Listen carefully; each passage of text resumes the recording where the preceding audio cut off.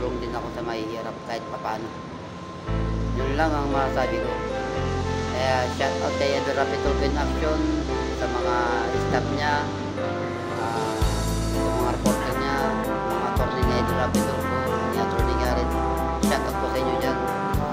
And Clan Alawi, shout out po sa inyo. King Love, shout out. Yun po masasabi ko. Naibalik tayo kay Idol Uyod Bossing TV, kay BMAX TV. Mahala na lang tayo, huwag tayo magsiraan. Kung anong naisip mong content, basta naisip mo na wala kang inagrabyado na tao, go! Ganun lang naman kasimple yun eh. May kwenta man na content o wala, para sa akin, nandito lang ako, support ako. Yun lang po masasabi ko.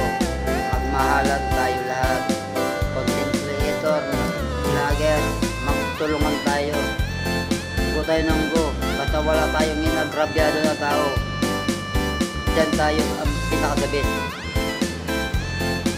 Yun ang masasabi ko sa inyo, Idol Uyod Bossing TV, BMAX Idol, o kung sino man tumatatas na vlogger, basta may respeto sa sarili. Sana tuloy-tuloy po natin yan. Okay mga idol, hanggang dito na lang po yung kunting mensahe ko sa mga idol ko dyan. Thank you very much.